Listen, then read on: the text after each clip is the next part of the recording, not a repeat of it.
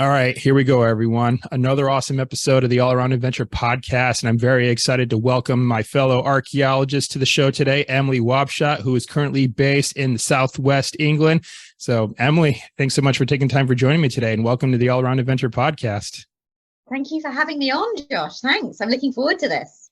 Yeah, it's been a while. We've got a chance to talk on one of my older podcasts, 15 Questions with an Archaeologist, but we're kind of changing up the format here a little bit and going to be talking about what you're doing currently. So, yeah, I guess just kind of segueing into this, I always like to go back to the beginning with my guests and just kind of hear how they got their start in their respective fields or whatever it is that they do currently. So just in your case, let's go back in time here and just tell us what kind of led you down this path to become an archaeologist. Well, I mean, everyone in my family laughs at me, and we have a bit of a family joke about it because everyone says I was born to be an archaeologist, because from the time I could first walk, I was digging in the ground. I couldn't obviously fully explain at that point what I was looking for, but when I was able to sort of start talking about it, I was just looking for things. It was just something that, I do not remember a time when I haven't been fascinated about the concept that you could find things in the ground. But for me, I think the thing that really sort of solidified that fascination was in my parents' garden. I did find this little tiny box, and it had some little toy soldiers in it. It was just, 19th century. It wasn't particularly old, but just for a child, I think that just solidified in my mind this concept that there were treasures, there was knowledge in the ground, and from then, I've just always been completely and utterly obsessed with archaeology. It's my life's passion. So that got me going. But I was really lucky when I was young, where I lived in Sussex. There was a Roman villa site nearby, and UCL, University College London, had students and they were digging there. And I went along as a really small child, 7, 8, 9 age, and asked, could I come and have a go? And they were so kind and so open, and they had me on site and they taught me fieldwork skills, basic skills. I could wash the pots with them, I could do some digging. And I'm so grateful to those academics and those students, because they made my dream come true. And from there, university, and here I am. Something just stood out to me about what you just mentioned. You mentioned that you found this little box with the toys in it, and you just said, "Oh, it's just late 19th century, not that old." It's just kind of weird how, or maybe not necessarily weird, but I would just say interesting how like the term "old" maybe differ depending on what part of the world you're from. Like, I mean, obviously there in the UK, 19th century in the grand scheme of things, historically speaking, is not that old. Here in the US, that very well may be considered quite old, because obviously, my country is only a couple hundred years old in and of itself, where, the UK will go back a couple thousand. So, so I just always like how just the flip and floppity between how was something might be referred to as old depending on where you are in the world. Yeah, absolutely, that context. And I mean, in light of that, I actually still have on my desk today, there he is, one of the little soldiers. And he's a Napoleonic soldier, a little man on a horse from 1812, 1815, something like that. So yeah. All right. So getting that bit of an early start, you mentioned, you were like what, 7, 8 years old when you were able to get on that dig site with UCL. So just kind of take us through, what do you kind of sort of remember like from that experience, just because, or maybe just even some of your early field work memories, because, I think when it comes to just archaeologists that I meet, we typically have different, I guess I'll say, motivations for getting into this profession. For some, it is in your case where it's like it's something they've always wanted to do ever since, they were a kid. I mean, in my case, I was a mature student when I started. I first went to the University of York when I was 30 to get going down this path. So I guess, just your early fieldwork memories, like what kind of stands out in your mind as like some of your most, I guess let's say maybe memorable experiences? Anything coming to mind? Yeah. So, well, two things from that first sort of digs. So I was lucky enough to be able to go back every year because the archaeologists realized how passionate I was. And they were like, you know what, feel free to spend her for a couple of hours every day in the school holidays. She's fine.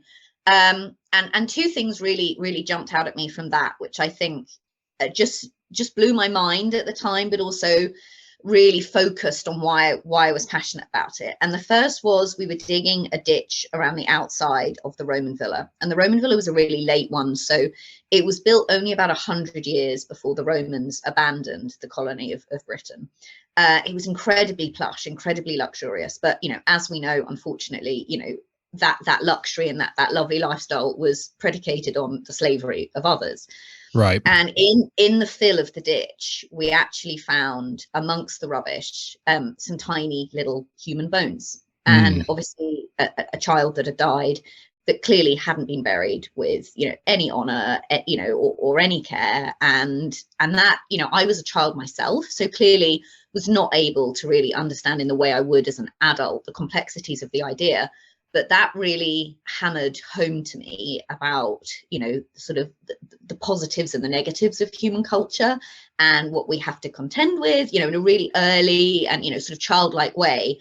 I think that brought the human story and impact of what we do as archaeologists, that actually this is really important. We're telling the story of all of us, and that even these little tiny stories that people didn't care at the time, we can tell that story now, and we can give that child back some dignity. And I think that was really important for me as an archaeologist. And then the next one is the sort of classic treasure story, in the sense that part of the site, there was this beautiful dining room, and clearly there'd been an event of damage. I mean, presumably some kind of raiding or something towards the end of that Roman period, when clearly this sort of wealthy site would have been a target. And one of the walls had fallen in because the thatch roof had burnt and the wall had fallen in, and it had sealed this massive patch of plaster, and it was in almost perfect condition. And we actually sealed the back of it so it could be lifted as one. And when it turned over, the beautiful like oxblood red paint and these yellow and gold sheaves of wheat that were painted on it, because it was like this sort of rustic scene, and it was as vibrant as it would have been 2,000 years ago. And so I think that kind of again solidified, all archaeologists would deny that the treasure or the things is the thing that drives us, but you do get a thrill. That was just that connection to those people from 2,000 years ago. So those are two things that really jump out. And then the last thing for me was, I was lucky enough again as a child, through my dad's work, to go with him and my mum to China, and I got to see the terracotta warriors. Oh wow! And I think, yeah, and it was in the 90s. It was before really. It was set up for visitors at the site. Obviously, it was, and it was a big. The pits were covered by these specialist archaeo-protected buildings, but it was, the archaeologists were there and they were working. It wasn't really a museum in that sense. And that taught me that the Western centric way history is taught is wrong, and that there are all these spectacular cultures elsewhere in the world, and that I needed to look at the bigger picture. So I think those are the three things that I find that, really developed my character as an archaeologist. Gotcha. Now, just kind of for context sake, can you kind of just sort of take us through obviously some of your earlier works, you were talking about some of these various Roman sites. Can you kind of just fill us in on what time period we might be looking at here? I mean, you mentioned about 2,000 years ago, but is there maybe span of years that maybe you can just sort of fill us in on really quick? Yeah, so the Roman villa site that I was working on was sort of 300-400 AD. Okay. And so right at the end of the Roman occupation of Britain.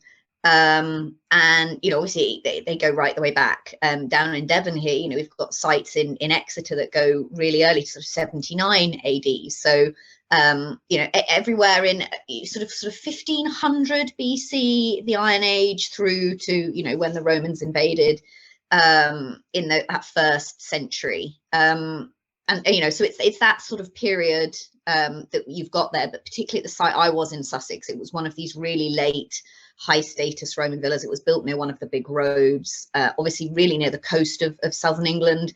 So it was really near Chichester, which was one of the main ports, and it was on the main road up to London. So in that really sort of home counties, busy Romanized core of Britain, where really adopted the Roman lifestyle. And you had a lot of client kingdoms that were already allied with the Roman Empire even before they invaded. So yeah. Gotcha. Okay. Now, another thing I'm sort of curious about, you mentioned that it was around the time that you had just gotten started that you first came across and where it was excavating human remains. And now I will say this, like human remains kind of make me nervous because obviously I'm really worried about if I'm doing a good job, and obviously I'm making sure I'm excavating them with the respect that's warranted for such an occasion. So I guess just actually having exposure to human remains that early on in your archaeological journey, I guess just what was kind of going through your mind at the time? Were you nervous about encountering human remains, or what was it feeling like at the time? I think because I was so young, I think I was too young to maybe overthink it. So I think that helped. I think I think genuinely the best thing was it was the reality of that these were people. I think when we teach children history all over the world at school, and you sort of have these famous names of, a king or a queen or a political ruler or a religious person, Right. they're a name in a book, aren't they? And I think that was the most important thing for me, was that this was a person, this was a child. I was a child. This was somebody who wasn't different from me. And therefore, it was that just powerful personal connection with that person. And then, yes, you're right. I didn't understand it, but that really strong desire to make sure I did a good job, that we all did a good job. I mean, obviously, they weren't allowing me to personally, I was just involved in the outside, washing the pottery and doing everything else, and watching the archaeologists and how the archaeologists, lifted those bones with so much respect, and how much care was taken, and make sure that, that just very, it was fragmentary remains, but those fragmentary remains were treated in a certain way. And yeah, it just brought home that real human part of the story. And it's still today, I find it harder today now as an adult. I think we think about things more, don't we? We had a project a couple of years ago, and a colleague of mine, we excavated an Iron Age site, so about 1200 BC. And there was a little burial of a little boy and a hawk, some kind of hunting bird, and presumably Wow. he'd obviously tragically passed away, and then his family had laid him with this presumably very valuable, important animal for them. And we were all really moved by that on site. Actually, it was, we all took a bit of a pause, and we were super careful with how we raised that. And it does, I mean, with commercial archaeology, often when we're brought in or we're on sites, we are having to lift human remains because they can't be left, because of development and other things. It's not a case of, we're not sort of grave robbing or removing them unnecessarily. We have to rescue these so they can be laid to rest appropriately elsewhere. So that is something that, we're super conscious of, and I think always needing to learn and improve. I'm really, really aware of any courses I can go on to improve that, and ethics around it and everything else, and how we engage with that, and how we present them. There's lots of controversy about how do we not present human remains in museums, and and that feeds into the same thing, doesn't it? We're always just trying to do better, because I think we're aware that archaeology hasn't always done its best. Right. So yeah, and of course, but that's a very, very deep rabbit hole that will probably take an entire podcast in and of itself, of course. But now you mentioned that commercial archaeology is kind of sort of what you're currently doing now. And so just how did you kind of sort of find yourself doing commercial archaeology specifically versus, let's say, in the realms of academia somewhere? So yeah, just kind of take us through like your path to commercial archaeology. Yeah, well, I had a passion for travel, and wanted to use my archaeology to travel. And I was lucky enough to come out to the States as a student, and work in the Archaeodome in South Dakota on this amazing, indigenous site, which was just fantastic. It was so exciting, such a privilege. And I've been to Greece, and I've been to France, and other places. But what I was really interested in was sort of, my own island, my own people. What were they doing? What were the ordinary people of Britain? And how could I find a way to explore and study them? And that's what led me to commercial archaeology, really. But also, I think as a woman traveling, I know it's something that people haven't really talked about before, but I have endometriosis, which is a chronic disease, and it's high pain, and chronic pain is one aspect of that. And obviously our careers as archaeologists, they're it's very physical work. It's hard, Right. it's long out in the field. And as much as I adored it as a student, getting to travel and do stuff, out in Greece, you were saying, 8, 9, 10 hours out in really, really hot weather or really early mornings. And I wasn't able to function at my best in some of those places because of, unfortunately, my limitations. So working in the UK, working in an area all across the West Country, where I could go home and rest between and then go back out again, it made that lifestyle more possible for me. And yes, it was a combination of things, as I say. Yeah, that sort of willingness, and living down in the West Country is an amazing place. I have ridden all my life. I have horses. That's another passion, and we've just got so much space here. It's wonderful. So yeah, lots of different lifestyle options, but also that desire to study the British people, the ordinary, working day that we get to encounter with commercial archaeology. It's not necessarily the big grand sites. It's the farms, it's the shops, it's the industrial buildings. Right. Okay. So you are actually from like the Devon, Somerset.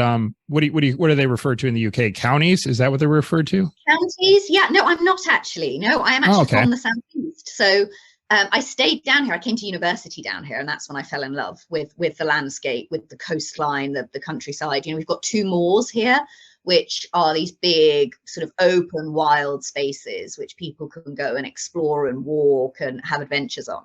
And that's why I stayed. But I'm from the southeast, so that Roman villa site that I was talking about near London, that was where I was born. So okay. I am away from sort of home, but yeah, my new home, my adopted home of the West Country. Gotcha. Okay. Yeah, because I feel like that part of the UK, I wouldn't say it's necessarily like overlooked, but I feel like when a lot of travelers come from, especially places like the US, normally there's like standout places. Like obviously London is a standout place that a lot of international travelers would go to. But I don't know if international travelers, if it comes up very often, at least not from what I've heard about going to the southwest of England. But it sounds like there actually is like quite a bit there. But or if you, let's say, are a traveler that would prefer just more of like a slower pace of travel, it sounds like it's a good spot to be. It is the most amazing place. I just adore it. I mean, we're that sort of, we're basically the foot of Britain, that peninsula. And so it's just the coastline, these rugged cliffs, beautiful white sand beaches, blue turquoise seas. So, if you're into coastal walking or surfing or kite surfing or bodyboarding or, any of those things, SUP, on the rivers, there's areas up here that they call Little Switzerland because we've got massive steep valleys with these huge rivers, forests, but then you've got these also sort of, the moors, these beautiful rolling sort of heather landscapes, a little bit almost like Scotland. Yeah, it's, if you're an outdoorsy person, this place is a dream. All right. Well, I certainly am. So, okay, that might just have to be on my list to go to, for sure. So, now, I guess just let's kind of talk a little bit more about some of your work, current work, previous work. What are some of I guess I'll say some of your highlights? Like, what are some of like the sites, or you even mentioned that even just strictly buildings that you've gotten to like work on too. What have been some of I guess your favorites and highlights along the way so far? Right. Well, we've got a great site at the moment, which is up near Bristol, which is out in the Levels landscape, which is a landscape which was reclaimed by the Romans and then a little bit into the sort of the Saxon period. So that's sort of anywhere between sort of 79 AD up to sort of 1000. They reclaimed the land a little bit for a while and drained it, and they tried to have farming, and there were a lot of sort of semi-coastal and wetland communities and industrial work there. And then really back, it didn't really get redeveloped until sort of the 17th to 19th century, so 16, 17, 1800s, again, where they then farmed. And this is an area which has been hugely impacted by climate change because, of course, it was wet, marshland and bogland. And, of course, we've got problems with flooding and water and things now, particularly in that area. And in the last couple of years, they've had some really devastating floods in some communities, sort of almost wondering about whether they can really continue. And so we've had some sites there associated with trying to do work on the waterways and the riverways and roads and infrastructure. And there's some fantastic, we've got a site with Bronze Age village, Iron Age farming, a Roman sort of industrial site, a sort of quayside for barges, and sort of exchange and trade, just have that sort of swathe of like 3,000 years just on one site. That's really exciting. So our office is absolutely jam-packed full of amazing Roman pottery and Iron Age pottery at the moment. But then also buildings wise, I had a really great site actually, which I think really brings together in commercial archaeology in the UK. It's not just the excavations, it's also what we call the standing archaeology, which is our buildings, because particularly in the West Country, we're lucky. We have a huge number of buildings which are anywhere between sort of 1,000 and sort of 300 years old. A huge proportion of Tudor buildings, 500-600 years old. That's our average sort of farmhouse down here is that age. And we had this site down in Cornwall, and it has this really unusual name, and everyone sort of talked, there was a lot of mythology and folklore in the area about it, and all sort of tied into this really early Celtic saints coming from Ireland and converting people to Christianity. And, it had been dismissed by academia. And we actually went to go and do a project on the house, which was 500-600 years old. And we actually found that some of it was 500 years old, but some of it actually had been sort of rebuilt in the 17th and 18th centuries, so the 16 and 1700s, and then again in the 19th century. And so some of it wasn't as old as we thought, and it had quite a strange layout, and there were some thick walls and there were gaps. And then when we were actually doing the service trenching out the front, I actually went up onto the scaffolding. We kept coming across small sections of walling in odd places. And I went up on the scaffolding to record the roof structure, and then looked down and realized that it was actually, there was an apse was starting to come out of the ground, that this was why the walls weren't aligning. So we stripped back, and actually we found the early church. And so the locals were right, the folklore was right. There was this little tiny ancient monastery site. It had been there, it was real. And it was underneath the building. So we had the standing archaeology, wow, and we had the archaeology below the ground. So that was a cool site to work on. Yeah, we were pretty thrilled for that. Wow. Okay. I think I'm trying to remember if I've heard of any other stories like that. Yeah, where it's like you literally got the standing buildings there currently and everything else underneath it. I don't know. And also my mind is thinking logistics here and how that would be done. That must have been kind of a complicated fieldwork project, maybe. It was difficult. And obviously with what we do with commercial, we've got to fit within our planning laws. We've got to follow through what our government and organized archaeological organizations want us to do. We've also got to satisfy, we've got a client, and we've got builders and architects who've got demands, or structural engineers that need a certain thing to happen. And so we had to, for example, in that situation, we needed to get the drainage and things in for this building. And the overarching interest with conservation there was making sure that these buildings were preserved and they could be lived in again, because otherwise everything would just deteriorate on site. So we needed to make it work. So what we did was we actually removed a couple of stones from the top of the church wall and a couple from the bottom, and then covered all of the archaeology in gravel and sand so it could be protected, so that we could get the pipes in over the top and readjust all of the drainage and all of the systems around it, so that we could leave it there so it was protected, but that we could make sure that the site continued. But there were a lot of time pressures on that one, but it was some spectacular archaeology. It sure sounds like it. Wow.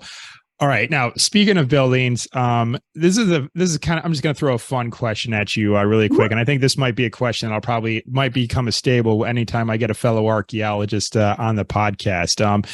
So let's just say that if look at any building through maybe even there in the UK or maybe even elsewhere too, that is now currently in ruins. If you can just choose one of those buildings to resurrect its former glory as it was in its heyday, what building do you think that would be? Is there anything that comes to mind?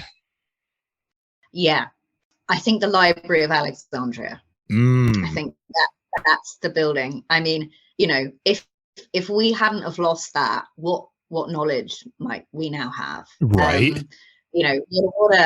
What a direct, road into the past we would have had. So I think that's probably my dream, my wish, if only we could go back. Oh, that would be amazing. Yeah, just imagine going in there and just all of the documentation, everything at our disposal. I mean, it's just, we would probably have like enough, there's enough information there to fill like, gigabytes, possibly terabytes worth of data in the modern day. Yeah. I really like that response, Emily, actually. So, because, yeah, as someone who's always trying to, acquire more knowledge throughout my life as well, because, let's face it, as archaeologists, we've regaled ourselves to be, lifelong students. So, yeah, I think having access to that much knowledge and information would be pretty amazing. So, wow. Yeah. That's my one building. All right, very cool. And now the other sort of fun question I'll sort of throw at you here. Again, I think this will be like another stable that's going to be asked to like any fellow archaeologists on the podcast. And it's just, what are your thoughts on, I guess, archaeology in pop culture? Because I think sometimes pop culture does have a tendency to influence a lot of people to for several life decisions, I suppose. I mean, some people get into archaeology because of what they may see in pop culture with films like Indiana Jones or video games like Tomb Raider and like the Uncharted franchise. But of course, those pop culture references don't really accurately portray what archaeology really actually is in real life. So, and some people, they have a little bit of a disdain for that. So, but I guess, what are your thoughts as far as like archaeology in the realms of pop culture? Yeah, I mean, I think it's fascinating, isn't it? We've got so many films and stories and TV shows that are based on sort of adventurers and archaeologists. And the fact that almost every generation, I think, have had their different story or version of that. Indiana Jones, they made other films, 20 plus years after the last one. It was still popular. They're still talking about, are they going to make another one now? So I think archaeology is one of those sort of cultural things that retains a draw for people.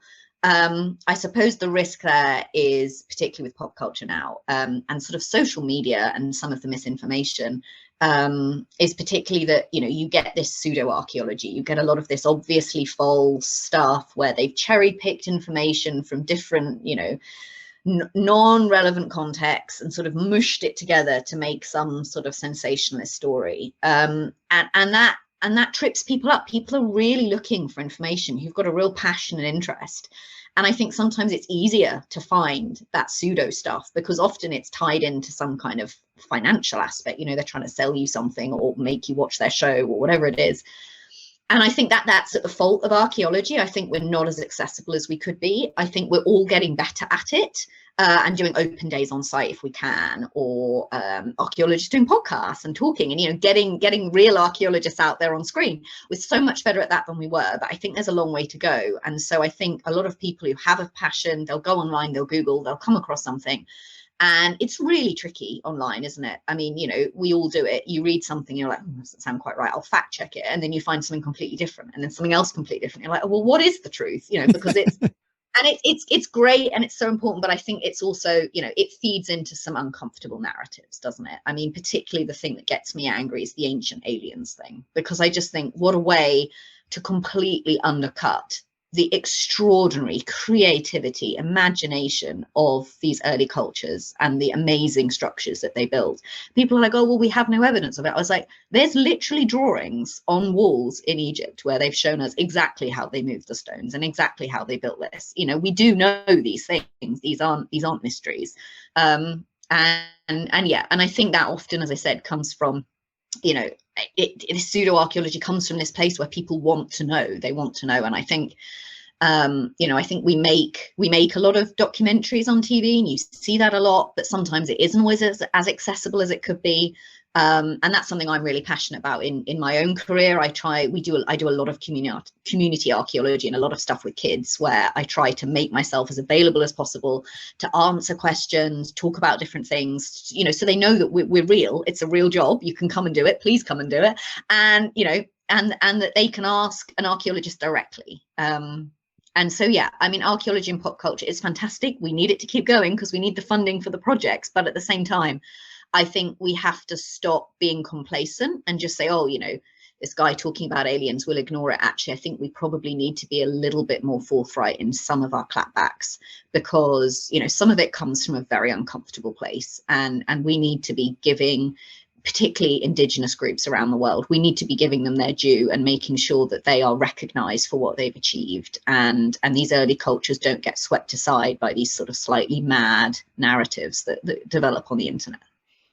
Yeah, that is kind of sort of a tough balance to strike, isn't it? Because, excuse me, is that, you know, obviously, like you see like a lot of these media production shows, they're obviously just going for shock value just to try and increase their ratings. And of course, you know, they're a business, so it seems like their number one priority, of course, of any business is to try to make money. So they're going to think about that first. And I even know a couple of archaeologists that do like media production work, and some of them had just flat out like turned down projects because just some of the stuff that they wanted to do and pretty much just sacrifice integrity just for the sake of shock value, and so they won't go for it. So it's one of those things where it's like you see some of these things, and you know, you brought up like Ancient Aliens as an example, is that, you know, you just kind of got to be careful what you're consuming. It's just like how much of it is actually really telling the truth and how much of it is just for shock value. And it's also kind of tough, you know, it's also challenging on our end too, to try to portray what we do as archaeologists, because,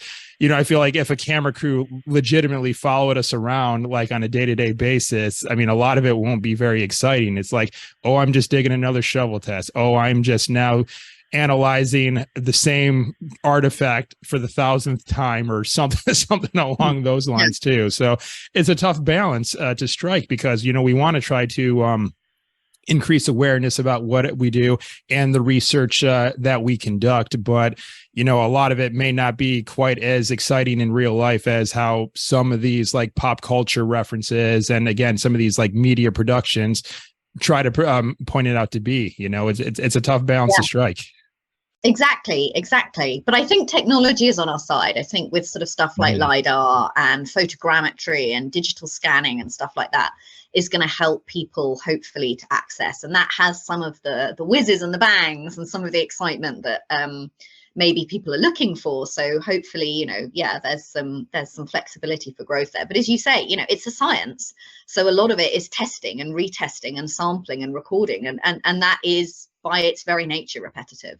So yeah, it's really difficult to balance. So I say, I never want to criticize the people who are consuming the things, because they're just looking for knowledge. That, you know, that's what they're out there right for. Of course, it's very much on the people, you know, producing this, that they know it's not true. You know, as you say, they know it's for shock value. And yeah, it's just how can we as archaeologists sort of get a little bit out of our ivory towers, or whatever that phrase is, and get down amongst everyone and kind of make it a little bit more exciting, accessible. And the stories are there, you know, the stories of, you know, great warriors and powerful queens and fantastic battles, or, you know, beautiful, amazing religious ceremonies. It's all there. It's all just as exciting as anything on a film, but it's just, we've just got to get that over a little bit better, I think. Yes, absolutely. Always an ongoing challenge, but still very much so. And also, I guess, you know, especially with how archaeology is portrayed, we'll just kind of dive in and just strictly the realms of fiction here. That like, of course, like in Indiana Jones, like, you know, every single film, he's going for just like one singular artifact and pretty much just disregarding anything else that like comes between. It's like, you know, questing for the Holy Grail or for El Dorado. Yeah, exactly. And then also with us, we're not blowing stuff up either, because it seems like at the end of every single Indiana Jones film, the temple or wherever it is that he's at, it always just collapses at the end, and they got to make this mad dash to try to escape. So we're not blowing stuff up either. So I think we'd probably be sacked if we left every site with a sort of boom in the background. No, exactly. It's, you know, that's that sort of adventure archaeology, isn't it, and treasure hunting side of it. And what I'm always trying to, particularly with kids and others when I see them, is explaining that the artifacts are absolutely at the heart of what we do, but it's what the artifacts tell us and the context they're found in about human culture. So the artifacts themselves are important, but they're also incidental in the sense that it's the knowledge we're after.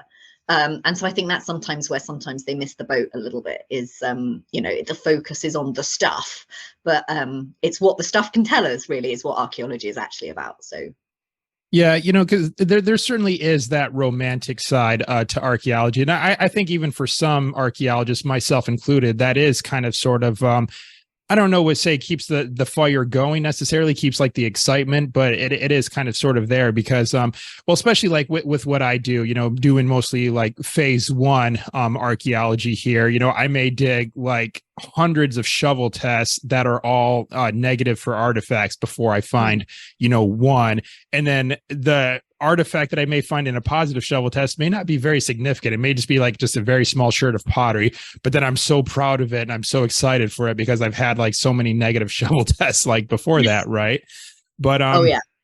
but there is something really cool and amazing about unearthing an artifact that has been lost to the world for hundreds, if not thousands of years. I don't know if I told you the story before, but the first artifact, well, not the first artifact, but I think a really cool artifact that I recovered, when I was there in the UK is we were at a Roman site in a small village just a little bit east of York. Why is the name of the village eluding me at the moment? But maybe I'll think of it in a second. But what I do remember, though, is that I did unearth a piece of Crambeck ware, and I was very, very excited about that just because I knew that it was Roman pottery. And just considering how old it was, again, me being an American coming to the UK, unearthing something that was that old, when for me, old is just a couple hundred years. And then here we are going back a couple thousand.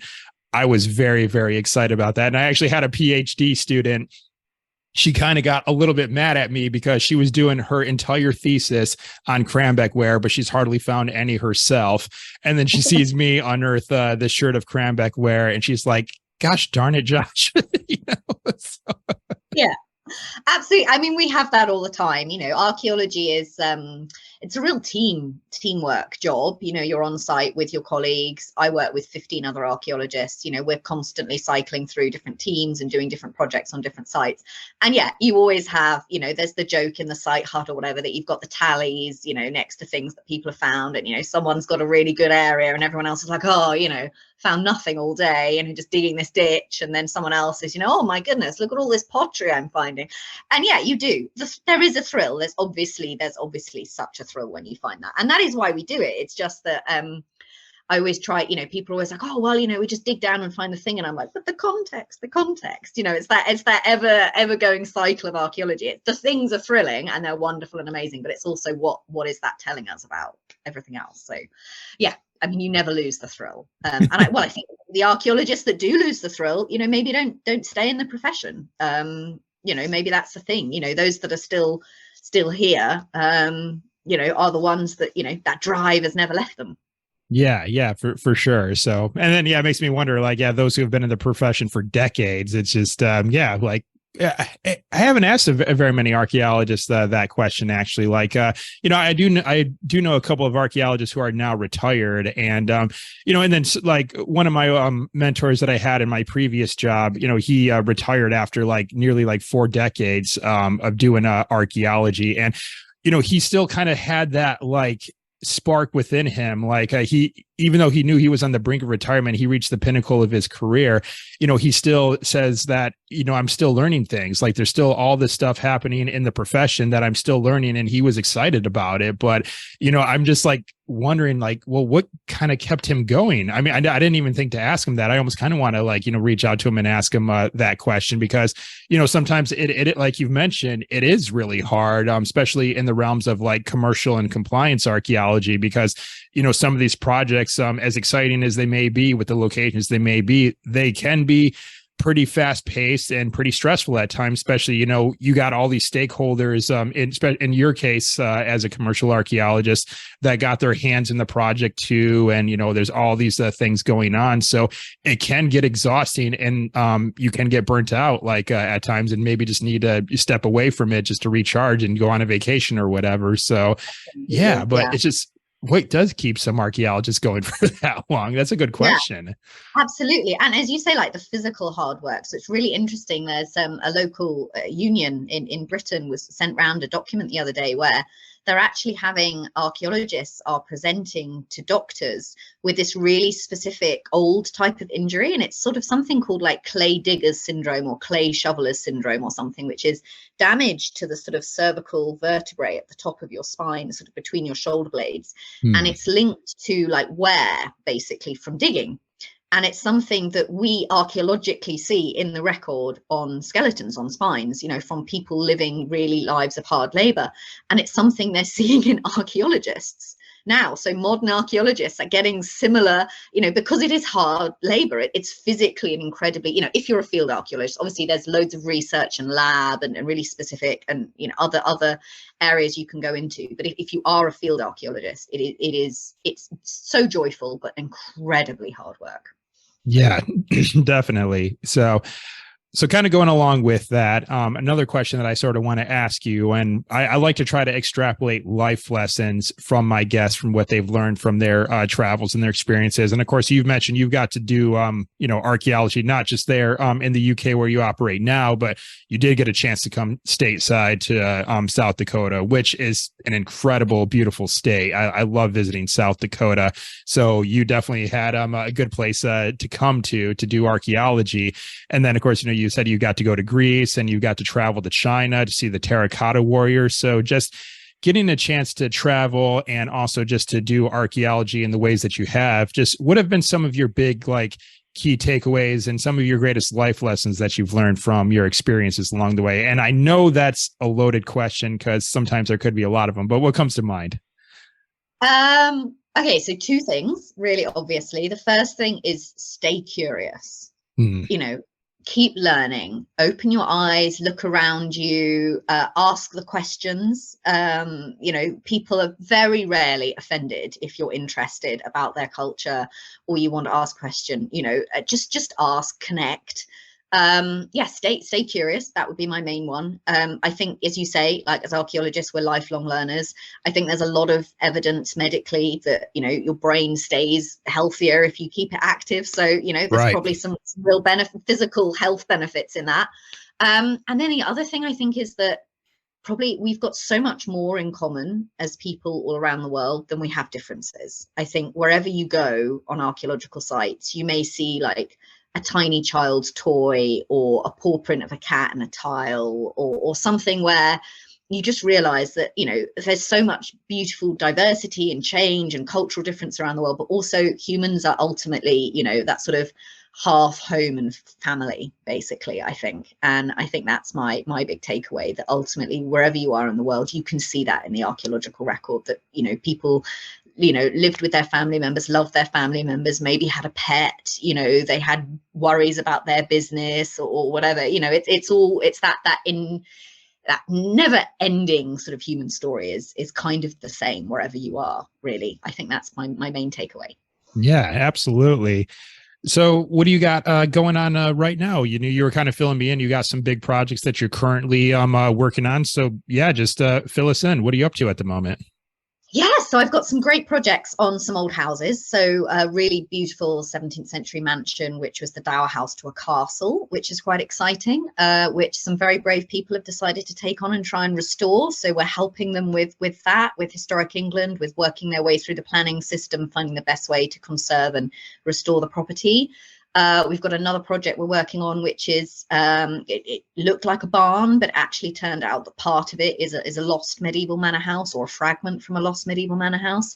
So again, that's a site that is also just basically 4 walls, and it's sort of helping the owners work out if we can get that back under occupation and conserve for the future.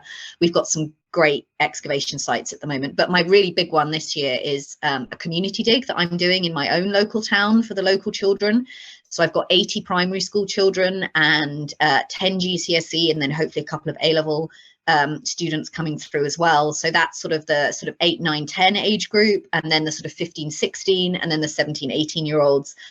And it's on a site which hasn't had really that much attention. It's a Norman Motte and Bailey castle, sort of built in about 1090 by a relative of William the Conqueror when the Normans invaded the UK. And it was built on a known Anglo-Saxon site from before. And then it was rebuilt a number of times. It was burnt down in 1139 and destroyed again in 1228 in a debate with the king, where the lord of the manor had sort of built a castle and strengthened it with stone, and he hadn't asked permission. And it has control over a river valley. So the king was like, no, that's going to be smashed down, because that means I don't have control of that valley. That man does. So yeah, we're doing a community project with the community there. We're going to excavate and study some of the earthworks, which is going to be September, October this year, and get lots of adults and children from the community involved and having a real experience of archaeology. And it's a site that is beautiful to look at. It's part of a parkland that surrounds my local town, but there hasn't been that much work there. So it's a way of kind of giving the castle back to the community as well, because it's on a commons, which is this ancient medieval tradition in the United Kingdom of land that belongs to the people. So we have 365 acres that's run by a committee, a conservation committee, but it actually belongs to the people. So this is a castle, a site of royal control and domination, but actually it belongs to the town. So it's a really great way to get that archaeological site back in sort of ownership of the people and allow them to explore it in their own way. Awesome. Now, a moat and Bailey castle, can you kind of describe that? Because again, I feel like I'm always having more stuff to learn about the UK, which is a country that I once called home.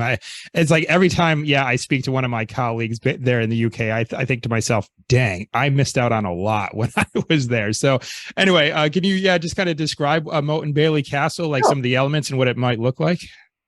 Okay, so basically, it's an earthwork enclosures and sort of circular sort of ring works, and obviously we've got those in the Iron Age and the Bronze Age right way across Europe, and that's that sort of defensive settlement idea. But within it, they actually created these really sort of conical mounds and then put additional ditches around them, and they would have them usually to one side of the ring work, sort of within it and on the edge, and then they put a tower on the top. And that was both a sort of defensive lookout tower, but also obviously then you could see what was going on. You could control that landscape.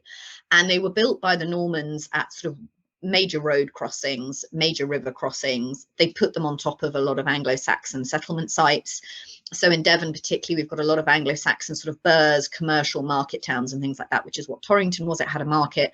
So they put it on top, and it's that control that now suddenly all of your taxes and everything else, all of the land, it belongs to us. This slightly sort of semi-flat Anglo-Saxon culture was over and the Normans were in charge. So it's a site where we've got an outer bailey, which was rebuilt a lot in the medieval period, in the 13 and 1400s. It was rebuilt in stone, and there's remains of stone buildings there. But the site we're going to be looking at is part of this conical earthen and stone mound that was part of the Norman, and then part of the earthwork, which would have had a big palisade on the top and a big ditch. So that's the part that we're looking at. So this site has two baileys, although they're from different periods, but mostly you get this one big enclosure with this big mound. All right. Very cool. Now, is there like a way where, maybe our audience, if they're curious to learn more, like to connect with you or maybe to follow along, like with maybe this project that you're working on now or other projects? Yeah, absolutely. Well, I try and share as much as I can about my work on my Instagram, Emily the Archaeologist. There, it's a bit of a day in the life. I mean, it's not a day in the life, unfortunately, because I forget to post every day because I've been a bit busy recently. But I do try and share as much as possible, sort of generally sites in the UK and things about planning and why we do it and how archaeology fits within that. Try and get the sort of real story of it out there. But also we've got a Dig the Castle site on Instagram as well, and my Archaeologists Engage site. So there's a couple of Instagrams there which I can give you the details to, and people can come and look at the project and see everyone having a go and see what we discover at the castle in September. Yeah, and I'll get links to all those in the show notes for this episode, and also like in the description on YouTube, so listeners and viewers can go and find them there.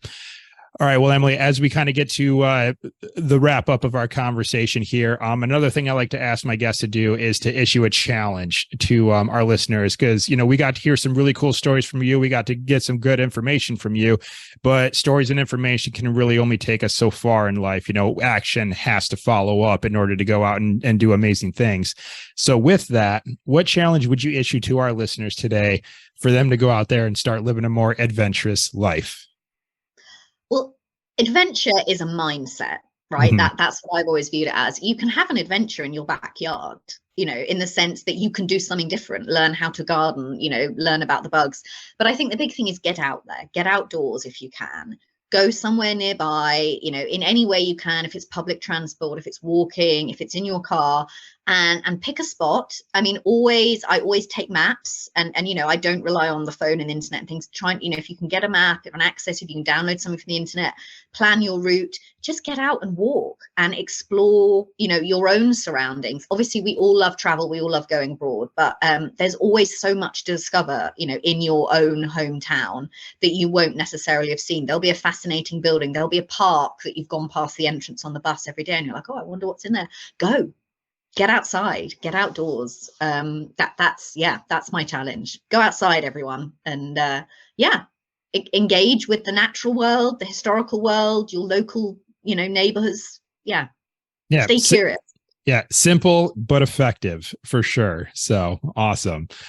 All right. So what I have next for you, Emily, is my final three. These are three fun questions. At least I like to think that they're fun questions that I ask all my guests at the end of the show. So, of course, you're going to get asked these as well. And the first of these three questions is, what is your favorite place that you've been to so far? My favorite place is the southwest of France. I decided to make a mad decision in 2018, and I bought a little ruined house down in the southwest of France, and I am attempting to restore that. And so engaging with a different language, a different planning culture, a different way to do conservation on old buildings. But yeah, it's beautiful down there. The mountains, the sea, the forests, just amazing. So yeah, Occitanie and the Pyrenees of France are, magical place. Yeah, you just told me about that just as we got on the call that you were investing in real estate in other countries now. So I imagine that's got to be quite challenging, especially with your current workload and, you know, you being so busy to try to like flop back and forth to restoring that and still staying engaged with what you're doing. It is a challenge. It is a challenge, but it's an adventure I've always wanted in my life, to go and try and do something in another country. And I love old buildings. I love everything about the past. So I was like, actually, I'm going to put my money where my mouth is for once, and I'm going to be the client and and see what it's like from the other side of the other side. So yeah. All right. Very cool. All right. So what I have next for you is what is one thing on your bucket list that you have yet to do? So I haven't traveled much in the Middle East. Obviously, at the times, you know, there's been a lot of war and disruption. But my bucket list site, I would love to go to Palmyra. I would love to go to Nineveh and Babylon, that kind of core of sort of urbanized culture where it started. You know, that sort of the dawn of civilization. Those are my bucket list places. And one day, you know, maybe, hopefully, maybe I'll get the chance to go. All right. Very cool. And I think that's a first. Yeah, that's definitely a first to come up on the podcast. I don't know if anyone's mentioned, that part of the world as a place that they wanted to travel to. And also the same thing with the answer to your first question. Yeah, that's also a first. No one said like, you know, that region of France before. And I'm also trying to remember if No, France has come up before because someone did answer Notre Dame Cathedral as a favorite place. So France has come up. But so far we're 2 for 2 for first answers to to these questions, Emily. So I got one more question in this final 3 for you, and this is a 2-parter. What is your favorite animal, and have you seen this animal in the wild? Yes, I have. So my favorite animal is a horse. I've loved them my entire life. My family are kind of farmers and rural people, so we always had horses. And when I was in the States, actually, I got to see some of the amazing wild Mustangs, and what a privilege that they are, you know, spectacular.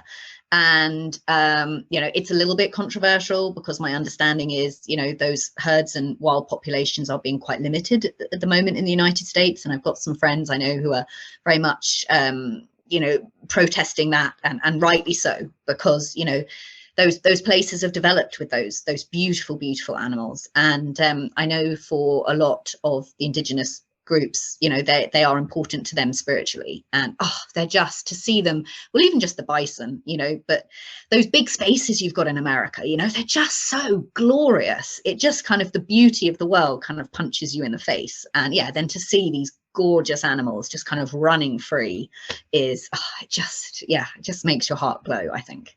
Yeah, absolutely. And that is yet another first to come up on the podcast as well. Yeah, because yeah, wild horses, yeah, they are pretty amazing to see. I've had the chance to see them myself in some parts of the US, and it is quite spectacular. And actually I did see some while I was doing field work. So, just being exhausted from field work and getting a chance to see wild horses, that got me through that day for sure. So Yeah.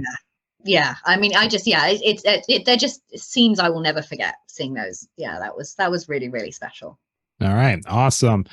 All right, well, Emily, that's it. That's all the questions that I have for you today. But before we call it a day here, let's just recap one more time where our listeners can go connect with you, where they could learn more about some of your current projects and things along those lines. So, yeah, social media accounts, websites. What do you got for us? So I'm on Instagram, Emily the Archaeologist. So you can follow along and see what I'm doing there. My project to dig the castle with my community is Dig the Castle, which is also on Instagram. And then, my company's website, Southwest Archaeology, if you want to go on and look at us there and some of the projects, we've got lots of examples of our projects up.